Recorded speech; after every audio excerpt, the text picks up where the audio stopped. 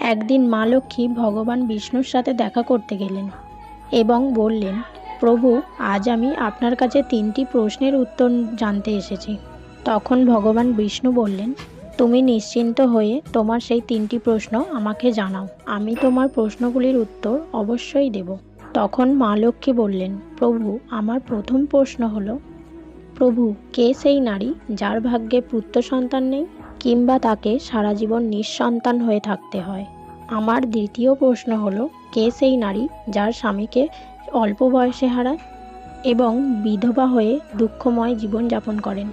আর আমার তৃতীয় প্রশ্ন হলো, যার স্বামী থাকা সত্ত্বেও সারা জীবন দুঃখ ভোগ করে এবং কখনোই সুখের মুখ দেখে না। তখন ভগবান বিষ্ণু মা লক্ষ্মীকে বললেন, হে দেবী, আমি আপনাকে একটি গল্প শোনাবো, যা শুনলে তুমি তোমার 3টি প্রশ্নের উত্তর পেয়ে যাবে।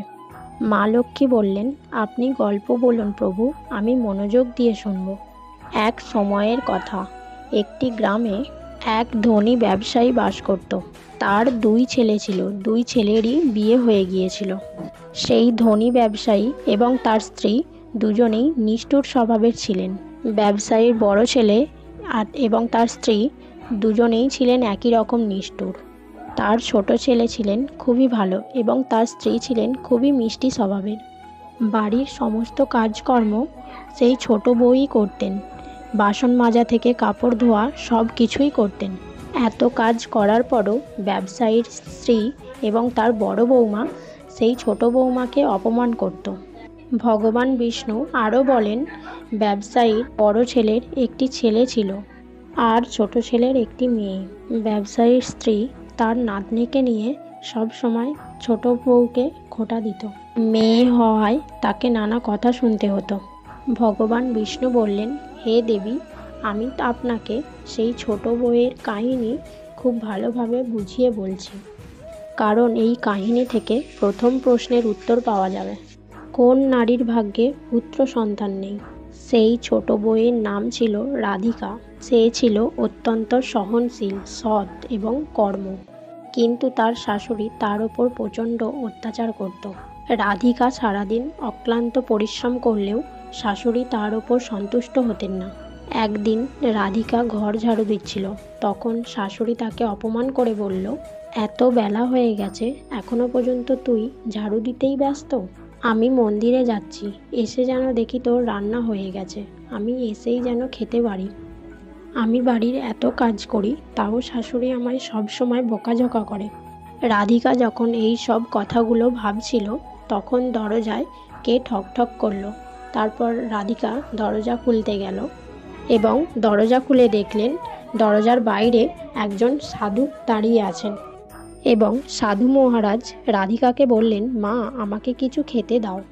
তখন রাধিকা সাধু বাবাকে বললেন, মহারাজ, আমি আপনাকে খাবার দিতে পারতাম, কিন্তু আমার শাশুড়ি খুব দুষ্ট প্রকৃতির। তিনি মন্দিরে গেছেন। মন্দির থেকে ফিরে এসে যদি দেখে আপনাকে খাবার খেতে, তাহলে আমাকে খুব বকবেন। তাই আমি আপনাকে খাবার দিতে পারবো না। তখন সাধু বললেন, মা, আমাকে কিছু খাবার দাও, আমি সকাল থেকে কিছু খাইনি, আমি খুব ক্ষুধার্ত। সাধুর এই কথা শুনে রাধিকার মায়া হলো এবং বললেন, আপনি ভেতরে আসুন, আমি খাবার খেতে দিচ্ছি। সাধু ভেতরে গেলেন এবং রাধিকা তাকে খেতে দিলেন। ঠিক তখনই তার শাশুড়ি মন্দির থেকে বাড়ি ফিরে এলেন। সাধুকে খাবার খেতে দেখে বললেন, এটা আমার বাড়ি, কোনো খাবার হোটেল নয় যে কেউ এসে খাবার খেয়ে যাবে। আর তুই কেন খাবার দিয়েছিস এই সাধুকে? কি মনে করেছিস খাবার বিনা পয়সায় আসে? এই কথা বলে তিনি সাধুকে ধাক্কা মেরে বাড়ির বাইরে বার করে দিলেন এবং তার খাবারও বাড়ির বাইরে ফেলে দিলেন। আমি সাধুকে আমার ভাগের খাবার দিয়েছি, আপনি কেন এত রাগ করছেন মা? তার শাশুড়ি রাধিকাকে ধাক্কা মেরে বাড়ির বাইরে বার করে দিলেন। রাধিকা যখন বাপের বাড়ি যাচ্ছিলেন, তখন হঠাৎই রাস্তায় বৃষ্টি পড়তে লেগে গিয়েছিল। তাই রাধিকা একটি গাছের তলায় বসেছিলেন। তখনই হঠাৎ একটি সাধু এলেন। সাধু তাকে জিজ্ঞাসা করলেন, মা, তুমি কাঁদছো কেন? তখন রাধিকা সেই সাধুকে সব কথা বললেন। তখন সাধু তাকে বললেন, তোমার শাশুড়ি এই কারণে তোমাকে কষ্ট দিচ্ছে, কারণ তোমার কোনো পুত্র সন্তান নেই। তখন সাধু তাকে একটি কাগজ দিলেন আর সাধু তাকে বললেন, এই কাগজে লেখা পদ্ধতি সম্পূর্ণ নিষ্ঠায় আর বিশ্বাসের সাথে পালন করো, তুমি অবশ্যই পুত্র সন্তানের জন্ম দেবে। রাধিকা তখন সেই কাগজটি খুললেন। সেই কাগজটিতে লেখা ছিল, যেখানে লেখা ছিল পুত্র প্রাপ্তির জন্য স্ত্রীকে স্বামীর বাম পাশে শুতে হবে। সেই পত্রে আরও লেখা ছিল, মাসিক ঋতুর 4 দিন স্বামী স্ত্রীর মিলন করা উচিত নয়। 5ম দিনের মিলনে কন্যা সন্তান জন্মায় এবং 8 দিনের মিলনে পুত্র সন্তান লাভ হয়। 7ম দিনে মিলন করলে বন্ধা কন্যার জন্ম হয়। মাসিক ঋতুর 10ম দিনে মিলন করলে খুবই যোগ্য পুত্রের জন্ম হয়। পত্রের লেখাগুলি পড়ে রাধিকা নিজের মনে ভাবতে লাগলো, এখন থেকে আমি এই জঙ্গলেই বাস করব। একটি কুঁড়ে ঘর বানিয়ে সেই জঙ্গলে সে থাকতে শুরু করলো। কিছুদিন পর তার স্বামী তাকে খুঁজতে খুঁজতে সেই জঙ্গলে এসে উপস্থিত হলো। তার স্বামী তাকে বললেন, বাড়ি ফিরে চলো। কিন্তু রাধিকা তখন তাকে সেই পত্রটি দিয়ে বললেন এবং দিয়ে সব কিছু বললেন। তারপর থেকে তার স্বামীও তার সাথে সেই কুটিরে বাস করতে শুরু করলো। এরপর রাধিকা তার মাসিক ঋতুর 10ম রাত্রিতে মিলিত হয়। তারপর সে গর্ভবতী হয়ে যায়। এরপর রাধিকা ঘুম থেকে সকালে উঠে ঠাকুরের পূজা অর্চনা করছিলেন এবং তার স্বামী কাঠ কাটতে চলে গেলেন। কিছুক্ষণ পর সেই ঝড় বৃষ্টিতে তার কুটির বাড়িটি উড়ে গেল। তারপর সেই গাছের নিচে রাধিকা বসলেন। সেই গাছে 2টি রাক্ষসী এসে বসলেন। সেই রাক্ষসী দুটি পরস্পর কথা বলতে লাগলো এবং বলল, চল আজকে আমরা সোনার দ্বীপে যাই। এবং দ্বিতীয় রাক্ষসীটি বললেন, কিভাবে যাব? তখন প্রথম রাক্ষসীটি বললেন, এই গাছটিকে উবড়ে নিয়ে আমরা গাছে বসেই যাব। সেই গাছের নিচে রাধিকা বসেছিলেন। তাদের সাথে সে সোনার দ্বীপে চলে গেল। তারা যখন সোনার দ্বীপে পৌঁছালো, সেই রাক্ষসীটি দুটি তাদের শিকারে চলে গেল এবং রাধিকা সেই গাছের শিকড় থেকে নেবে তখন দেখলো এখানে শুধু সোনাই সোনা। তাই রাধিকা দ্রুত সোনা ভরতে শুরু করে। তার আঁচলে যতটুকু নেওয়া সম্ভব সে ততটুকুই সোনা নিয়েছে। তারপর রাক্ষসী দুটি সেই গাছে এসে বসলো। রাধিকাও সেই গাছে এসে বসলো। তারপর সেই গাছটি উড়ে গিয়ে সেই জঙ্গলে নামলো। এরপর ভগবান বিষ্ণু মা লক্ষ্মীকে বললেন, এর পরের কাহিনীটা খুব ভালোভাবে শোনো। এখান থেকেই জানতে পারবে কার ভাগ্যে পুত্র লাভের সুযোগ নেই। তখন মা লক্ষ্মী বললেন, অবশ্যই প্রভু, আপনি গল্প বলতে থাকুন। এরপর ভগবান বিষ্ণু বললেন, ওই 2 রাক্ষসী সেখান থেকে চলে যায় এবং রাধিকা সেই গাছের শিকড় থেকে নেমে এসে সেই সোনা নিয়ে সেখানে বসে রয়েছেন। এবং রাধিকা ভাবতে লাগলেন, এই সব সোনা নিয়ে আমি এখন বাড়ি যাব, তাহলে শাশুড়ি এই সব সোনা দেখে খুশি হবেন, আমাকে আর বকাবকি করবেন না, আমাকে ভালোবাসবেন। তারপর তার স্বামী এসে দেখলেন এত সব সোনা সে কোথায় পেল। তাকে জিজ্ঞাসা করাতে রাধিকা তাকে সেই রাক্ষসী দুটির গল্প বললেন এবং তার স্বামীকে বললেন, চলো এবার আমরা বাড়ি যাই। তখনই তারা দুজন তাদের বাড়ি গেলেন।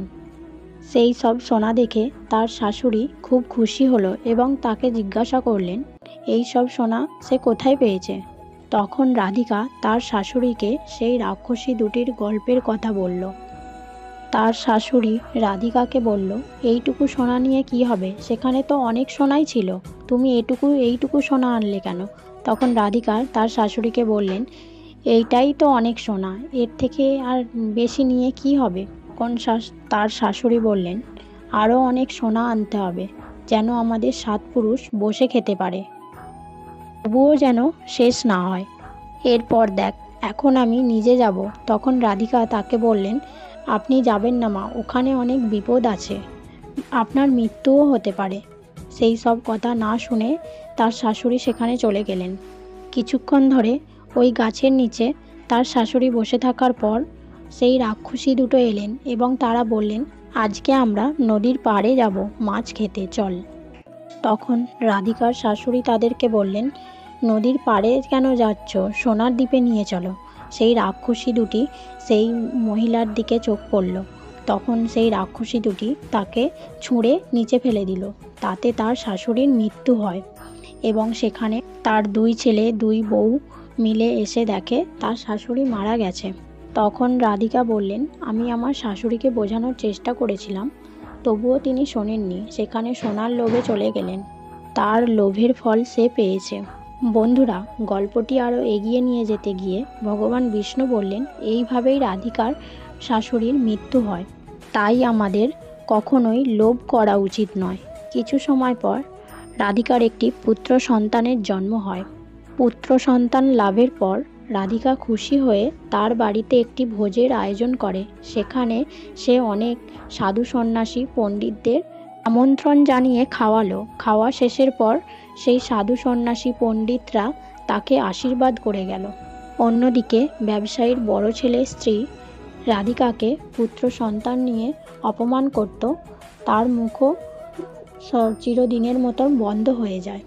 এরপর ভগবান বিষ্ণু দেবী লক্ষ্মীর দিকে তাকিয়ে বললেন, আমার গল্প এখানেই শেষ। তোমার প্রথম প্রশ্ন ছিল কোন মহিলার ভাগ্যে পুত্র সন্তান নেই, কিংবা তাকে সারা জীবন নিঃসন্তান হয়ে থাকতে হয়। সেই সব মহিলারাই নিঃসন্তান থাকে যারা সাধু সন্তের পরামর্শের বিপরীতে কাজ করে।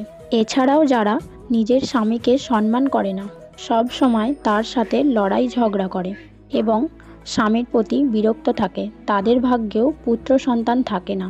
তাই প্রত্যেক নারীকে তার স্বামীর মর্যাদা করা এবং সম্মান করা উচিত। তোমার দ্বিতীয় প্রশ্ন ছিল কোন নারী সময়ের আগে বিধবা হয়ে যায় এবং স্বামী ছাড়া সারা জীবন কষ্টের জীবন কাটায়। এর উত্তর হলো, যে নারীরা স্বামী জীবিত থাকা সত্ত্বেও স্মৃতিতে সিঁদুর দেয় না, মঙ্গলসূত্র পরে না এবং যেখানে যায় সিঁদুর ও মঙ্গলসূত্র ছাড়া যায়। যারা স্বামীর কথা শোনে না এবং অন্য পুরুষদের সাথে অনৈতিক সম্পর্ক শুরু করে, সেই সব নারীরা সময়ের আগেই বিধবা হয়ে যায়। তাই প্রত্যেক বিবাহিত নারীদের তার স্বামীর ওপর বিশ্বস্ত ও শ্রদ্ধাশীল হওয়া উচিত।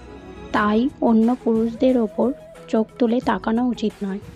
আর তোমার তৃতীয় প্রশ্ন ছিল কোন নারী স্বামী থাকা সত্ত্বেও কষ্টের জীবন কাটায় এবং কখনো সুখের মুখ দেখে না।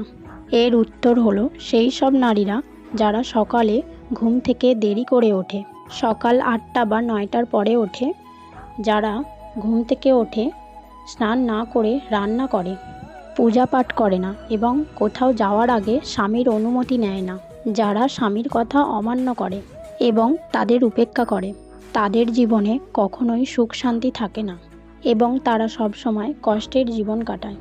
এই জন্য একজন সৎ ও আদর্শ স্ত্রীকে তার চরিত্রে সতর্ক থাকতে হবে এবং তার দায়িত্ব পালন করতে হবে।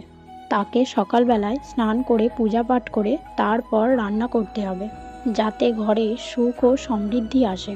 এর পাশাপাশি তাকে মা লক্ষ্মীর পূজা করা উচিত, যাতে দেবী লক্ষ্মী সন্তুষ্ট হন এবং ঘরে ধন সম্পদ বৃদ্ধি পায়। বন্ধুরা, আপনাদের এই কাহিনী কেমন লাগলো অবশ্যই কমেন্ট করে জানাবেন। জয় মা লক্ষ্মী।